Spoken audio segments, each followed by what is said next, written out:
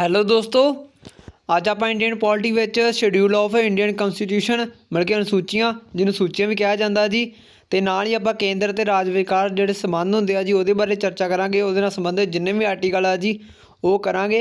ਇਹ ਟੌਪਿਕ ਬਹੁਤ ਹੀ ਇੰਪੋਰਟੈਂਟ ਆ ਜੀ, ਇਹਨੂੰ ਆਪਾਂ ਛੱਡ ਨਹੀਂ ਸਕਦੇ। ਆਪਾਂ ਥਿਊਰੀ ਬੇਸ ਕਰਾਂਗੇ। ਇਹਦੇ ਵਿੱਚ ਸਾਨੂੰ ਜੋ ਵੀ ਕੋਈ MCQ ਆਊਗਾ ਆਪਾਂ ਆਰਾਮ ਨਾਲ ਕਰ ਸਕਦੇ ਹਾਂ ਜੀ। ਆਪਾਂ ਸਟਾਰਟ ਕਰ ਦਿੰਦੇ, ਟਾਈਮ ਨਾ ਖਰਾਬ ਕਰਦੇ ਹੋਏ। ਅਤੇ ਆਪਾਂ ਅਨੁਸੂਚੀਆਂ ਬਾਰੇ ਗੱਲ ਕਰਦੇ ਹਾਂ ਜੀ। ਅਨੁਸੂਚੀਆਂ ਵੀ ਕਹਿ ਦਿੰਦੇ ਆ, ਠੀਕ ਹੈ ਜੀ। ਪੇਪਰ ਦੇ ਵਿੱਚ ਜੇ ਅਨੁਸੂਚੀਆਂ ਸੂਚੀਆਂ ਪੁੱਛੇ ਜਾਣ ਜੀ, ਕੋਈ ਜੀ ਗੱਲ ਆ ਜੀ। ਅਤੇ ਜਦੋਂ ਸੰਵਿਧਾਨ ਬਣਿਆ ਸੀ ਉਦੋਂ ਉਸ ਟਾਈਮ ਜੀ 8 ਅਨੁਸੂਚੀਆਂ ਸੀ, ਅਤੇ ਹੁਣ ਵਰਤਮਾਨ ਦੇ ਵਿੱਚ 12 ਅਨੁਸੂਚੀਆਂ ਜੀ। ਅਤੇ ਕਿਹੜੀ ਅਨੁਸੂਚੀ ਕਿਹੜੀ ਗੱਲ ਦੀ ਗੱਲ ਕਰਦੀ ਆ ਜੀ, ਉਹਦੇ ਬਾਰੇ ਆਪਾਂ ਦੇਖਾਂਗੇ ਜੀ। ਜਿਹੜੀ ਪਹਿਲੀ ਸੂਚੀ ਆ ਜੀ ਉਹ ਭਾਰਤ ਦੇ ਰਾਜ, ਕੇਂਦਰੀ ਸ਼ਾਸਿਤ ਪ੍ਰਦੇਸ਼ਾਂ ਦੇ ਨਾਮ ਅਤੇ ਰਾਜਾਂ ਦੇ ਖੇਤੀ ਅਧਿਕਾਰਾਂ ਬਾਰੇ ਦੱਸਦੀ ਆ। ਦੂਜੀ ਸੂਚੀ ਉੱਚ ਅਹੁਦਿਆਂ ਵਾਲਿਆਂ ਦੀ ਤਨਖਾਹ ਅਤੇ ਹੋਰ ਸਹੂਲਤਾਂ ਦੇ ਭੱਤੇ ਦੱਸਦੀ ਆ ਜੀ। ਅਤੇ ਤੀਜੀ ਸੂਚੀ ਆ ਸਹੁੰ ਨਾਲ ਸੰਬੰਧਿਤ ਆ ਜੀ। ਜਿਹੜੇ ਵੀ ਰਾਸ਼ਟਰਪਤੀ ਹੋ ਗਏ, ਰਾਜਪਾਲ ਜਾਂ ਹੋਰ ਵੀ ਕੋਈ ਹੈਗੇ ਆ ਜੀ, ਉਹਨਾਂ ਦੀ ਸਹੁੰ ਬਾਰੇ ਦੱਸਦੀ ਆ। ਜਿੱਦਾਂ ਰਾਜਪਾਲ ਹੋ ਗਿਆ, ਰਾਸ਼ਟਰਪਤੀ ਹੋ ਗਿਆ, ਉਪ ਰਾਸ਼ਟਰਪਤੀ ਹੋ ਗਿਆ ਜੀ, ਸਾਰਿਆਂ ਦੀ। ਚੌਥੀ ਸੂਚੀ ਆ ਜੀ ਰਾਜ ਸਭਾ ਵਾਲੀ ਸੀਟਾਂ ਦੀ ਵੰਡ ਕੀਤੀ ਜਾਂਦੀ ਆ ਜੀ, ਉਸ ਰਿਗਾਰਡਿੰਗ ਇਹ ਸੂਚੀ ਉਹਨਾਂ ਨਾਲ ਸੰਬੰਧਿਤ ਆ ਜੀ।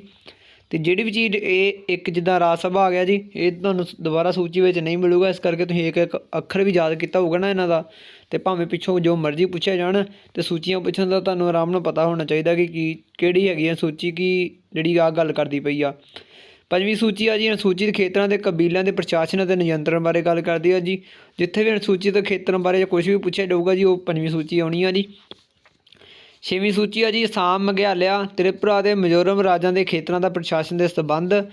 ਸੱਤਵੀਂ ਸੂਚੀ ਆ ਜੀ 3 ਸੂਚੀਆਂ ਹੁੰਦੀਆਂ ਨੇ ਜਿੱਦਾਂ ਆਪਣੇ ਭਾਰਤ ਦੇਸ਼ ਵਿੱਚ। ਇੱਕ ਜਿੱਥੇ ਕਿ ਕੇਂਦਰ ਕਾਨੂੰਨ ਬਣਾਉਂਦੀ ਆ ਸੂਚੀ ਦੇ, ਕਿਤੇ ਰਾਜ ਬਣਾਉਂਦੀ ਆ। ਅਤੇ ਇੱਕ ਆ ਕਿ ਸਮਕਾਲੀ, ਜਿਸ ਵਿੱਚ ਰਾਜ ਅਤੇ ਕੇਂਦਰ ਦੋਵੇਂ ਬਣਾਉਂਦੀਆਂ ਨੇ ਕਾਨੂੰਨ। ਉਹ ਤਿੰਨੇ ਸੂਚੀਆਂ ਜੀ 7ਵੀਂ ਸੂਚੀ ਵਿੱਚ ਸ਼ਾਮਲ ਆ ਜੀ। ਅਤੇ 8ਵੀਂ ਜਿਹੜੀ ਸੂਚੀ ਆ ਜੀ ਇਹ ਬਹੁਤ ਜ਼ਿਆਦਾ ਇੰਪੋਰਟੈਂਟ ਆ ਜੀ, ਕਿਉਂਕਿ ਇਹ ਸੂਚੀਆਂ ਜਿੰਨੀਆਂ ਵੀ ਆ ਜੀ ਸਾਰੀਆਂ ਇੰਪੋਰਟੈਂਟ ਆ। ਤਾਂ ਜਿੱਦਾਂ ਪੰਜਾਬ ਦੇ ਅੰਦਰ ਐਗਜ਼ਾਮ ਹੋਇਆ ਸੀ ਜੀ ਪੁਲਿਸ ਇੰਸਪੈਕਟਰ ਦਾ, ਜਿਹੜਾ ਸਬ ਇੰਸਪੈਕਟਰ ਦਾ ਹੋ ਗਿਆ ਜੀ, ਅਸਿਸਟੈਂਟ ਦਾ ਹੋ ਗਿਆ, ਕੋਈ ਵੀ ਲਾ ਲਓ, ਉਹਨਾਂ ਵਿੱਚ ਅਨੁਸੂਚੀਆਂ ਬਾਰੇ ਪੁੱਛਿਆ ਹੀ ਗਿਆ ਸੀ, ਠੀਕ ਆ ਜੀ। ਜਿਹੜੀ ਅਨੁਸੂਚੀ ਆ ਜੀ ਇਹ ਉਹਦੇ ਵਿੱਚ ਇਹ ਜਿਹੜੀ 8ਵੀਂ ਅਨੁਸੂਚੀ ਆ ਉਹ ਗੱਲ ਕਰਦੀ ਹੈ ਜੀ ਭਾਸ਼ਾਵਾਂ ਨਾਲ, ਕਿ ਸੰਵਿਧਾਨ ਅੰਦਰ ਕਿੰਨੀਆਂ ਭਾਸ਼ਾਵਾਂ ਨੂੰ ਮਾਨਤਾ ਦਿੱਤੀ ਗਈ ਸੀ। ਪਹਿਲਾਂ ਜੀ ਜਦੋਂ ਸੰਵਿਧਾਨ ਬਣਿਆ ਸੀ ਉਦੋਂ 8 ਸੂਚੀਆਂ ਸੀ ਜੀ। ਉਸ ਵਿੱਚ ਜਿਹੜੀ 8ਵੀਂ ਸੂਚੀ ਸੀ ਲਾਸਟ, ਉਹਦੇ ਵਿੱਚ 14 ਭਾਸ਼ਾਵਾਂ ਨੂੰ ਸੰਵਿਧਾਨ ਵੱਲੋਂ ਮਾਨਤਾ ਪ੍ਰਾਪਤ ਸੀ। ਅਤੇ ਬਾਅਦ ਵਿੱਚ ਹੁਣ ਇਹ 22 ਹੋ ਗਈਆਂ ਜੀ। ਕਿਹੜੀ ਮਤਲਬ ਕਿ ਭਾਸ਼ਾ ਜਿਹੜੀ ਹੈਗੀ ਆ ਜੀ ਜਿਹੜੀ ਐਡ ਹੋਈ ਆ ਸੰਵਿਧਾਨ ਦੇ ਸੋਧ ਰਾਹੀਂ। ਵੈਸੇ ਆਪਾਂ ਅਮੈਂਡਮੈਂਟ ਮਤਲਬ ਕਿ ਸੋਧਾਂ ਵਾਲਾ ਇੱਕ ਵੱਖਰਾ ਕਰਾਂਗੇ ਜੀ ਟੌਪਿਕ, ਕਿਉਂਕਿ ਇੱਕ ਵੀਡੀਓ ਬਣਾਊਂਗਾ ਮੈਂ, ਕਿਉਂਕਿ ਤੁਹਾਨੂੰ ਚੇਤੇ ਰਹਿਣ ਕਿ ਕਿਹੜੀ ਅਮੈਂਡਮੈਂਟ ਆ। ਇੱਕ ਹਿਸਾਬ ਦੇ ਹੁਣ ਤੁਸੀਂ ਕਰੋਗੇ ਜੀ, ਦੁਬਾਰਾ ਆਪਾਂ ਫੇਰ ਕਰਾਂਗੇ, ਇੱਕ ਹਿਸਾਬ ਦੀ ਤੁਹਾਡੀ ਦੁਹਰਾਈ ਹੋ ਜਾਊਗਾ ਜੀ, ਦੁਹਰਾਈ ਹੋ ਜਾਊਗੀ ਜੀ। ਅਸਾਮੀ, ਬੰਗਾਲੀ, ਬੋਡੋ, ਡੋਗਰੀ, ਗੁਜਰਾਤੀ, ਹਿੰਦੀ, ਕੰਨੜ, ਕਸ਼ਮੀਰੀ, ਕੋਂਕਣੀ, ਮੈਥਾਲੀ, ਮਲਿਆਲਮ, ਮਣੀਪੁਰ, ਮਰਾਠੀ, ਨੇਪਾਲੀ, ਉੜੀਆ, ਪੰਜਾਬੀ, ਸੰਸਕ੍ਰਿਤ, ਸੰਥਾਲੀ, ਸਿੰਧੀ, ਤਾਮਿਲ, ਤੇਲਗੂ ਅਤੇ ਉਰਦੂ ਮਤਲਬ ਕਿ ਇਹ 22 ਭਾਸ਼ਾਵਾਂ ਆ ਜੀ। ਅਤੇ ਸਿੰਧੀ ਨੂੰ 1967 ਦੇ 21ਵੇਂ ਸੋਧ ਰਾਹੀਂ ਜੋੜਿਆ ਗਿਆ ਜੀ ਭਾਰਤੀ ਭਾਸ਼ਾਵਾਂ ਵਿੱਚ ਸੰਵਿਧਾਨ ਦੀਆਂ। ਕੋਂਕਣੀ, ਮਣੀਪੁਰ ਅਤੇ ਨੇਪਾਲੀ ਨੂੰ 1992 ਦੇ 71ਵੇਂ ਸੋਧ ਐਕਟ ਦੁਆਰਾ ਜੋੜਿਆ ਗਿਆ ਜੀ ਭਾਸ਼ਾਵਾਂ ਵਿੱਚ।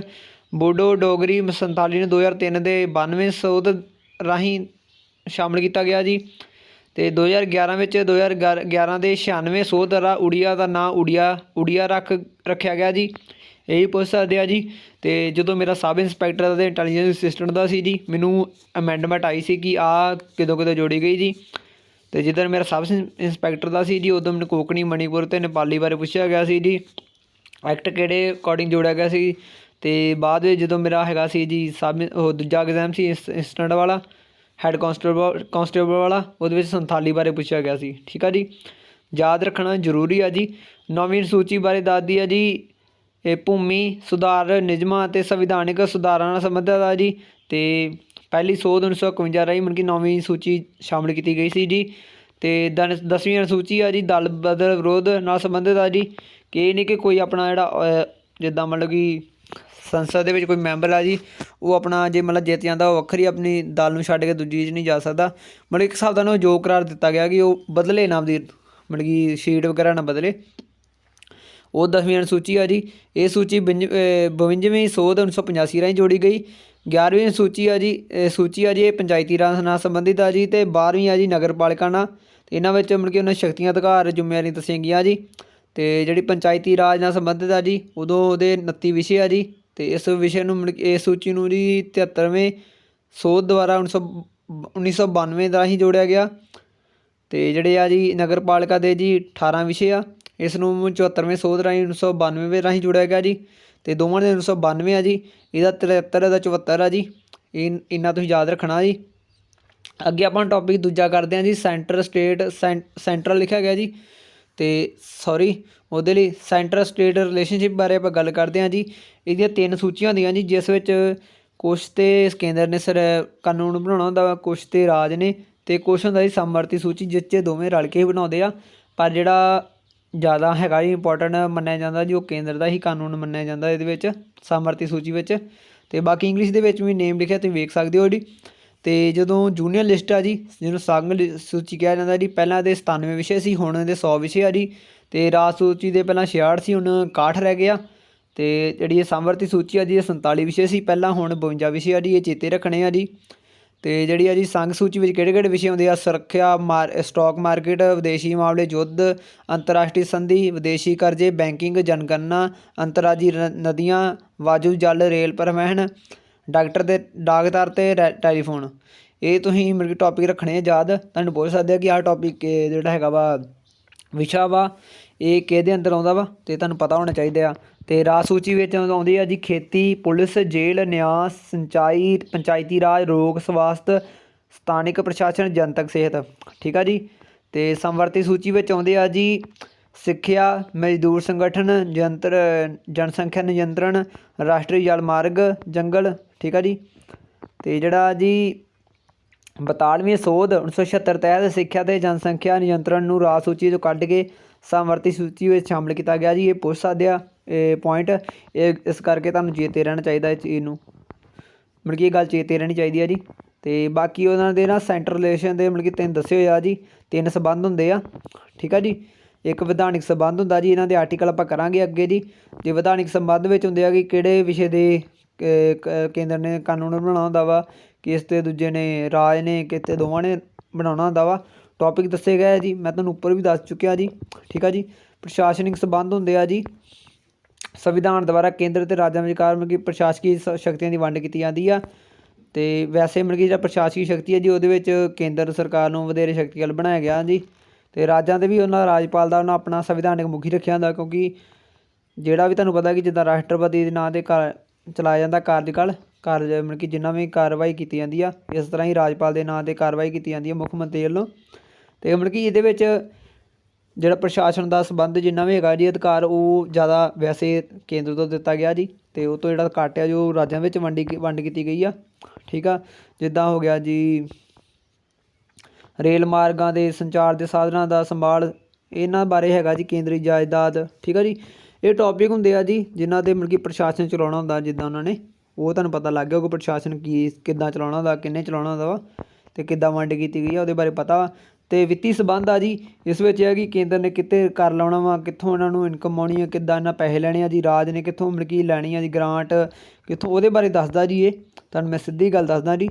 ਹੁਣ ਆਪਾਂ ਆਰਟੀਕਲ ਕਰਦੇ ਹਾਂ ਜੀ, ਅਤੇ ਇਹਨਾਂ ਦੇ ਤਿੰਨਾਂ ਦੇ ਹੀ ਮਤਲਬ ਕਿ ਵੱਖਰੇ ਵੱਖਰੇ ਕੀਤੇ ਗਏ ਆ। ਅਤੇ ਜਿਹੜੇ ਆ ਜੀ ਵਿਧਾਨਿਕ ਸੰਬੰਧ ਅਤੇ ਪ੍ਰਸ਼ਾਸਨਿਕ ਸੰਬੰਧ ਆ ਜੀ, ਪ੍ਰਸ਼ਾਸਨਿਕ ਇਹ ਭਾਗ 11 ਵਿੱਚ ਆਉਂਦੇ ਆ ਜੀ, ਅਤੇ ਵਿੱਤੀ ਸੰਬੰਧ ਉਹਦਾ ਭਾਗ 12 ਵਿੱਚ। ਅਤੇ ਤੁਹਾਨੂੰ ਵੀ ਪਤਾ ਹੋਣਾ ਕਿ ਪੰਜਾਬ ਦੇ ਜਿਹੜੇ ਸਬ ਇੰਸਪੈਕਟਰ ਦੇ ਐਗਜ਼ਾਮ ਜਾਂ ਕਿਹੜੇ ਵੀ ਹੋਏ ਸੀ ਵੱਡੇ ਲੈਵਲ ਵਾਲੇ, ਉਹਨਾਂ ਵਿੱਚ ਭਾਗ ਵੀ ਪੁੱਛੇ ਗਏ ਸੀ ਜੀ। ਅਤੇ ਆਰਟੀਕਲ ਹੈਗਾ ਜੀ ਵਿਧਾਨਿਕ ਸੰਬੰਧ ਦਾ 245 ਤੋਂ 255, ਪ੍ਰਸ਼ਾਸਨਿਕ ਸੰਬੰਧ ਦਾ ਜੀ 256 ਤੋਂ 263, ਵਿੱਤੀ ਸੰਬੰਧ ਦਾ ਜੀ ਆਰਟੀਕਲ 264 ਤੋਂ 293। ਆਪਾਂ ਸ਼ੁਰੂ ਕਰਦੇ ਹਾਂ ਜੀ। ਵਿਧਾਨਿਕ ਸੰਬੰਧ ਅਧਿਆਇ 1 ਆ ਜੀ। ਆਰਟੀਕਲ 245 ਦੱਸਦਾ ਕਿ ਸੰਸਦ ਦੇ ਅਤੇ ਰਾਜਾਂ ਦੇ ਵਿਚਕਾਰ ਵਿਧਾਨ ਮੰਡਲਾਂ ਦੇ ਬਣਾਏ ਕਾਨੂੰਨਾਂ ਦਾ ਵਿਸਤਾਰ। ਆਰਟੀਕਲ 246 ਦੱਸਦਾ ਜੀ ਸੰਸਦ ਦੇ ਅਤੇ ਰਾਜਾਂ ਦੇ ਬਣਾਏ ਗਏ ਕਾਨੂੰਨਾਂ ਦਾ ਵਿਸ਼ਾ ਵਸਤੂ। ਆਰਟੀਕਲ 247 ਦੱਸਦਾ ਜੀ ਸੰਸਦ ਦੀ ਕੁਛ ਅਤਿਰਿਕਤ ਅਦਾਲਤਾਂ ਦੀ ਸਥਾਪਨਾ ਲਈ ਉਤਬੰਧ ਕਰਨ ਦੀ ਸ਼ਕਤੀ ਜੀ। ਠੀਕ ਆ ਜੀ, ਕਿ ਅਦਾਲਤਾਂ ਦੀ ਸਥਾਪਨਾ ਕਰ ਸਕਦੇ ਆ। ਬਾਕੀ ਜਿੱਦਾਂ ਵੀ ਆਰਟੀਕਲ ਦੀ ਲੈਂਗੁਏਜ ਲਿਖੀ ਹੋਈ ਗਈ ਆ ਜੀ ਕਈਆਂ ਦੀ, ਉਹ ਉੱਦਾਂ ਹੀ ਤੁਸੀਂ ਚੇਤੇ ਰੱਖਣੀ ਆ, ਇਹ ਗੱਲ ਨੂੰ ਤੁਸੀਂ ਧਿਆਨ ਰੱਖਣਾ ਵਾ। ਬਾਕੀ ਤੁਸੀਂ ਕਿੱਦਾਂ ਯਾਦ ਕਰ ਸਕਦੇ ਹੋ ਤੁਹਾਡੇ 'ਤੇ ਡਿਪੈਂਡ ਆ। ਬਾਕੀ ਆਪਣੇ ਨੋਟਸ ਨਾਲ ਨਾਲ ਬਣਾਉਂਦੇ ਰਹੋ ਜੀ, ਕਿਉਂਕਿ ਇਸ ਤਰ੍ਹਾਂ ਤੁਹਾਡੀ ਤਿਆਰੀ ਹੁੰਦੀ ਰਹੂਗੀ ਜੀ। ਅਤੇ ਬਾਕੀ ਆ ਕਿ ਤੁਸੀਂ ਤਿਆਰੀ ਕਰਦੇ ਰਹੋ, ਕਿਉਂਕਿ ਐਗਜ਼ਾਮ ਜਿੰਨੇ ਵੀ ਹੋਣੇ ਹੁਣ ਪੰਜਾਬ ਦੇ ਅੰਦਰ ਜਿੱਦਾਂ ਨਾਇਬ ਤਹਿਸੀਲਦਾਰ ਲਾ ਲਓ, SSC ਲਾ ਲਓ, ਰੇਲਵੇ ਲਾ ਲਓ, ਕਿਉਂਕਿ ਇਹ ਟੌਪਿਕ ਪੁੱਛੇ ਹੀ ਜਾਂਦੇ ਆ, ਇੰਪੋਰਟੈਂਟ ਆ ਜੀ। ਆਰਟੀਕਲ 248 ਦੱਸਦਾ ਜੀ ਵਿਧਾਨ ਦੀਆਂ ਬਾਕੀ ਰਹੀਆਂ ਸ਼ਕਤੀਆਂ ਬਾਰੇ। ਆਰਟੀਕਲ 249 ਦੱਸਦਾ ਜੀ ਸੰਸਦ ਦੀ ਰਾਸ਼ਟਰੀ ਹਿੱਤ ਵਿੱਚ ਰਾਜ ਸੂਚੀ ਵਿੱਚ ਇਹ ਕਿਸੇ ਵੀ ਮਾਮਲੇ ਬਾਰੇ ਕਾਨੂੰਨ ਬਣਾਉਣ ਦੀ ਸ਼ਕਤੀ ਜੀ। ਕਿ ਤੁਹਾਨੂੰ ਪਤਾ ਹੈ ਕਿ ਜਿਹੜਾ ਕੇਂਦਰ ਚਾਹੇ ਤਾਂ ਰਾਜ ਦੇ ਜਿਹੜੇ ਮਰਜ਼ੀ ਸੂਚੀ ਦੇ ਮਾਮਲੇ ਆ ਜੀ ਉਹਨਾਂ 'ਤੇ ਕਾਨੂੰਨ ਬਣਾ ਸਕਦਾ ਵਾ, ਠੀਕ ਆ, ਪਰ ਰਾਜ ਨਹੀਂ ਕੇਂਦਰ ਦੇ ਕਿਸੇ ਵੀ ਦੂਜੇ ਮਾਮਲੇ 'ਤੇ ਕਾਨੂੰਨ ਬਣਾ ਸਕਦਾ। ਇਸ ਬਾਰੇ ਤੁਹਾਨੂੰ ਯਾਦ ਹੋਣਾ ਚਾਹੀਦਾ ਵਾ, ਕਿਉਂਕਿ ਜ਼ਿਆਦਾ ਪਾਵਰ ਕੇਂਦਰ ਤੋਂ ਆ ਜੀ। ਆਰਟੀਕਲ 250 ਦੱਸਦਾ ਹੈ ਕਿ ਜੇ ਸੰਕਟ ਦੀ ਘੋਸ਼ਣਾ ਅਮਲ ਵਿੱਚ ਹੋਵੇ ਤਾਂ ਸੰਸਦ ਦੀ ਰਾਜ ਵਿਚਲੇ ਮਾਮਲਿਆਂ ਬਾਰੇ ਕਾਨੂੰਨ ਬਣਾਉਣ ਦੀ ਸ਼ਕਤੀ, ਮਤਲਬ ਕਿ ਜੇ ਕੋਈ ਸੰਕਟ ਪੈ ਗਿਆ ਤਾਂ ਕੇਂਦਰ ਸਰਕਾਰ ਆ ਜੀ ਰਾਜ ਲਈ ਕੁਛ ਕਾਨੂੰਨ ਬਣਾ ਸਕਦੀ ਆ ਜੀ, ਇਹ ਉਹਨਾਂ ਤੋਂ ਅਧਿਕਾਰ ਆ ਜੀ। ਆਰਟੀਕਲ 251 ਦੱਸਦਾ ਕਿ ਜੇ ਮੰਨ ਲਓ ਕਿ 249 ਦੇ 250 ਦੇ ਅਧੀਨ ਸੰਸਦ ਦੇ ਬਣਾਏ ਕਾਨੂੰਨਾਂ ਅਤੇ ਰਾਜ ਦੇ ਵਿਚਕਾਰ ਅਸੰਗਤੀ, ਮਤਲਬ ਕਿ ਇਹਨਾਂ ਵਿੱਚ ਜੇ ਮਤਲਬ ਕੋਈ ਅਸੰਗਤੀ ਪੈਦਾ ਹੁੰਦੀ ਆ 49 ਅਤੇ 50 ਵਿੱਚ, ਉਹ ਕਿਹੜੇ ਆਰਟੀਕਲ ਦੇ ਅਧੀਨ ਆਉਂਦਾ ਜੀ? ਉਹ ਆਰਟੀਕਲ 251 ਦੇ। ਅਤੇ ਆਰਟੀਕਲ 252 ਦੱਸਦਾ ਜੀ ਸੰਸਦ ਦੀ 2 ਜਾਂ 2 ਤੋਂ ਵਧੇਰੇ ਰਾਜਾਂ ਲਈ ਸੰਮਤੀ ਨਾਲ ਕਾਨੂੰਨ ਬਣਾਉਣ ਦੀ ਸ਼ਕਤੀ, ਮਤਲਬ ਜੇ 2 ਜਾਂ 2 ਤੋਂ ਵਧੇਰੇ ਰਾਜਾਂ ਦੀ ਸਹਿਮਤੀ ਨਾਲ ਬਣ ਕੇ ਉਹ ਕਾਨੂੰਨ ਬਣਾਉਂਦਾ ਜੀ, ਉਹ ਆਰਟੀਕਲ 252 ਵਿੱਚ ਆਉਂਦਾ ਜੀ। ਜਾਂ ਉਹਨਾਂ ਲਈ ਬਣਾ ਰਿਹਾ ਕੋਈ ਕਾਨੂੰਨ 2 ਜਾਂ 2 ਤੋਂ ਰਾਜਾਂ ਲਈ, ਤਾਂ ਵੀ ਉਹਦੇ ਵਿੱਚ ਆਉਣਾ ਜੀ 252 ਦੇ ਵਿੱਚ। ਅਤੇ 253 ਦੱਸਦਾ ਜੀ ਕੌਮਾਂਤਰੀ ਕਰਾਰਾਂ ਦੀ ਪ੍ਰਭਾਵੀ ਬਣਾਉਣ ਲਈ ਵਿਧਾਨ। 254 ਦੱਸਦਾ ਜੀ ਆਰਟੀਕਲ ਸੰਸਦ ਦੇ ਬਣਾਏ ਕਾਨੂੰਨਾਂ ਅਤੇ ਰਾਜ ਦੇ ਵਿਧਾਨ ਮੰਡਲਾਂ ਦੇ ਬਣਾਏ ਕਾਨੂੰਨਾਂ ਵਿਚਕਾਰ ਸੰਗਤੀ, ਠੀਕ ਆ ਜੀ। ਜੇ ਮੰਨ ਲਓ ਸੰਸਦ ਵੀ ਆਪਣਾ ਕਾਨੂੰਨ ਬਣਾਉਂਦੀ ਹੈ ਅਤੇ ਰਾਜ ਦੀ ਵਿਧਾਨ ਮੰਡਲ ਵੀ ਕਾਨੂੰਨ ਬਣਾਉਂਦੀ, ਜੇ ਉਹ ਸੇਮ ਨਹੀਂ ਹੁੰਦਾ ਜੀ, ਉਹਨਾਂ ਵਿੱਚ ਅਸੰਗਤੀ ਹੁੰਦੀ ਆ, ਮਤਲਬ ਕਿ ਵਖਰੇਵਾਂ ਜੀ, ਉਹਦੇ ਬਾਰੇ ਦੱਸਦਾ ਜੀ।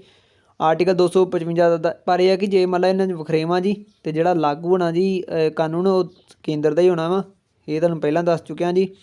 ਆਰਟੀਕਲ 255 ਦੱਸਦਾ ਜੀ ਸਿਫਾਰਸ਼ਾਂ ਦੇ ਪੂਰਵ ਮਨਜ਼ੂਰੀ ਬਾਬਤ ਲੋੜਾਂ ਦਾ ਕੇਵਲ ਜ਼ਾਬਤੇ ਦੇ ਮਾਮਲੇ ਮੰਨ ਲੈਣਾ, ਠੀਕ ਆ ਜੀ। ਤਾਂ ਤੁਹਾਨੂੰ ਪਤਾ ਹੀ ਹੈ ਕਿ ਕੇਂਦਰ ਦਾ ਹੀ ਜ਼ਿਆਦਾ ਚੋਲ ਚੱਲਦਾ ਜੀ, ਭਾਵੇਂ ਸਿਫਾਰਸ਼ ਆ ਜੀ ਸਭ ਤੋਂ ਜ਼ਿਆਦਾ ਜਿਹੜੀ ਮਨਜ਼ੂਰੀ ਆ ਜੋ ਕੇਂਦਰ ਦੀ ਹੀ ਚੱਲਦੀ ਆ। ਅੱਗੇ ਆ ਜੀ ਪ੍ਰਸ਼ਾਸਨੀ ਸੰਬੰਧ ਅਧਿਆਇ 2। ਆਰਟੀਕਲ 256 ਦੱਸਦਾ ਜੀ ਰਾਜਾਂ ਦੇ ਸੰਘਾਂ ਦੀ ਬਾਂਧ, ਮਤਲਬ ਕਿ ਬੰਧਨ ਕਿੱਦਾਂ ਦਾ ਰਿਸ਼ਤਾ ਉਹਨਾਂ ਦੇ ਵਿੱਚ। ਆਰਟੀਕਲ 257 ਦੱਸਦਾ ਕੁਝ ਕੁ ਸੂਰਤਾਂ ਵਿੱਚ ਰਾਜਾਂ ਅਤੇ ਸੰਘਾਂ ਦਾ ਨਿਯੰਤਰਣ, ਅਤੇ ਮਤਲਬ ਕਿ ਕੁਛ ਮਤਲਬ ਕਿ ਜਿਹੜੇ ਕਈ ਇੱਦਾਂ ਦੇ ਹਾਲਾਤ ਆ ਜੀ ਜਿੱਥੇ ਕੇਂਦਰ ਦਾ ਨਿਯੰਤਰਣ ਹੁੰਦਾ ਜੀ ਰਾਜਾਂ 'ਤੇ। ਅਤੇ ਆਰਟੀਕਲ 258 ਦਾ ਕੁਝ ਕੁ ਸੂਰਤਾਂ ਵਿੱਚ ਸੰਘ ਦੀ ਰਾਜਾਂ ਨੂੰ ਸ਼ਕਤੀਆਂ ਆਦਿ ਪ੍ਰਦਾਨ ਕਰਨ ਦੀ ਸ਼ਕਤੀ। ਆਰਟੀਕਲ 260 ਦੱਸਦਾ ਜੀ ਸੰਘ ਦੀ ਭਾਰਤ ਤੋਂ ਕਰਾਰ ਦੇ ਰਾਜ ਖੇਤਰਾਂ ਦੇ ਸੰਬੰਧ ਵਿੱਚ ਅਧਿਕਾਰਤਾ।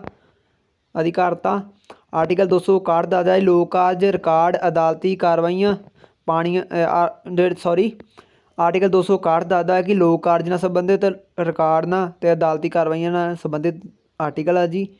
ਕਿ ਜੇ ਕੋਈ ਰਾਜ ਦੇ ਲੋਕ ਕਾਰਜ ਕਰਨੇ ਆ ਜੀ, ਜਾਂ ਕੋਈ ਉੱਥੋਂ ਦਾ ਰਿਕਾਰਡ ਜਾਂ ਕੋਈ ਅਦਾਲਤੀ ਕਾਰਵਾਈਆਂ ਜੀ, ਉਸ ਨਾਲ ਸੰਬੰਧਿਤ ਹੈਗਾ ਜੀ ਆਰਟੀਕਲ 261। ਅਤੇ ਇਹ ਆ ਕਿ ਇੱਕ ਹੋਰ ਇੰਪੋਰਟੈਂਟ ਆ ਜੀ ਜਿਹੜਾ ਤੁਸੀਂ ਯਾਦ ਰੱਖਣਾ, ਪਾਣੀਆਂ ਵਾਲਾ।